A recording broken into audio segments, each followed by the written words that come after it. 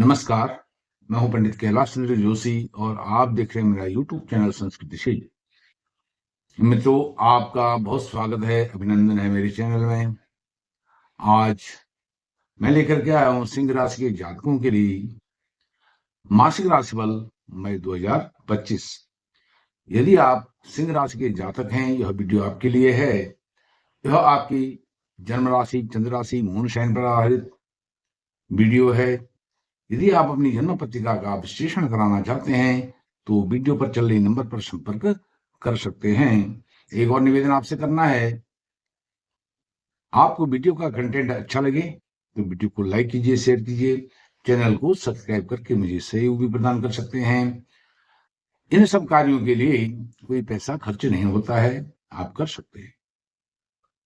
विषय पर आते हुए, मई के महीने आरंभ में आपके अष्टम भाव में चतुर्ग्रही योग है। शनि, राहु, बुध और शुक्र। शनि राहु क्रूर ग्रह हैं, आपके अकारक ग्रह हैं, आपको नुकसान देने वाले ग्रह हैं। और वहीं शुक्र वहां पर उच्च होके बैठे हुए हैं, नीच के बुध बैठे हुए हैं। गुरु दशम भाव में कर्म क्षेत्र में बैठे हुए हैं और उनकी पंचम दृष्टि धन भाव में स्थित केतु पर और धन भाव पर पड़ रही है।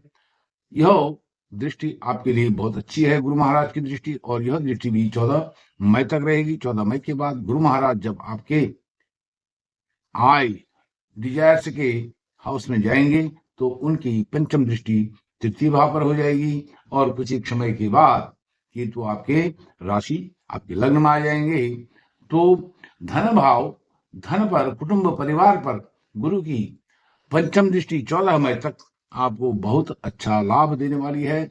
जबकि वहां पर केतु विराजमान है तो यह स्थिति आपके लिए पुराने कार्यों को और अधिक गति से करने का समय होगा और घर परिवार को अच्छी तरह से व्यवस्थित करने का समय है।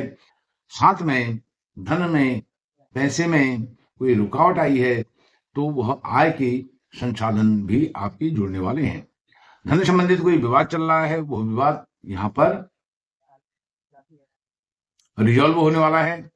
परिवार में इसी प्रॉपर्टी या धन को लेकर के कोई विवाद चल रहा है, आपके आपसी तालमेल बहुत कम है, विचार विमर्श नहीं हो पाता है, विचारों का तालमेल नहीं है, तो वह भी ठीक होंगे।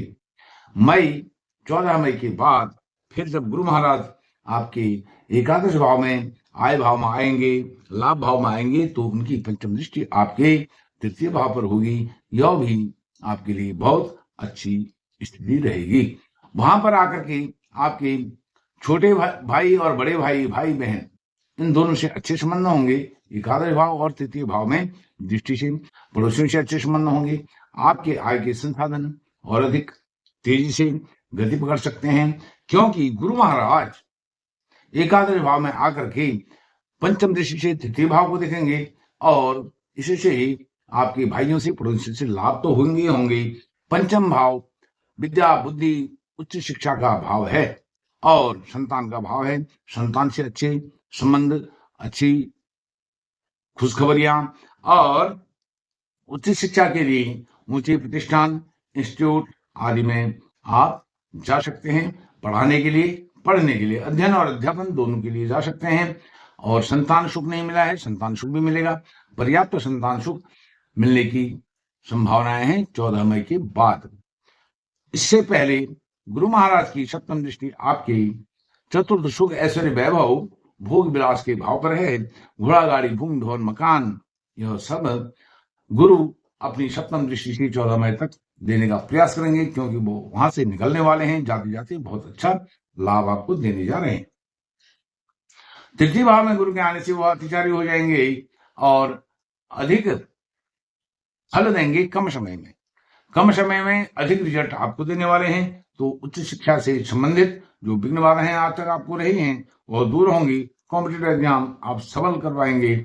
और उसके साथ साथ जब गुरु महाराज की सप्तम दृष्टि पड़ेगी आपके गुरु महाराज की नवम दृष्टि पड़ेगी आपके सप्तम भाव पर। सप्तम भाव से संबंधित आपके बिजनेस पार्टनर, लाइफ पार्टनर दोनों के साथ स्वार्थपूर्ण संबंध होंगे। रोजमर्रा का जीवन शांतिपूर्वक, सुख सौहार्द पूर्वक यह चलने का समय है।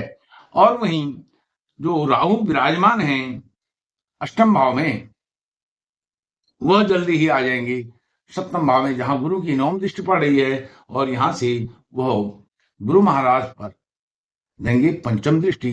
तो आय के संसाधनों में आपको जो आय हो रही है, उस आय में कुछ डेंट लगा सकते हैं राहु, अर्थात जो खर्चे आपके 10 रुपये हो रहे हैं तो 5 रुपये आपके इनकम होगी, 10 रुपये उसमें से खर्च होंगे, 5 रुपये अलग से आपको जो जमा पूंजी है उसमें से खर्च करने पड़ेंगे।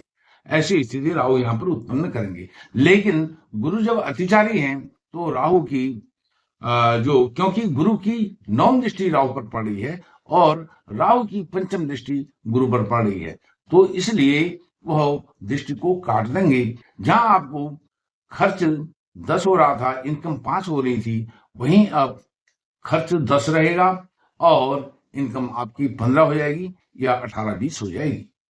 यह स्थिति बनने वाली है मई आरंभ से अंत तक।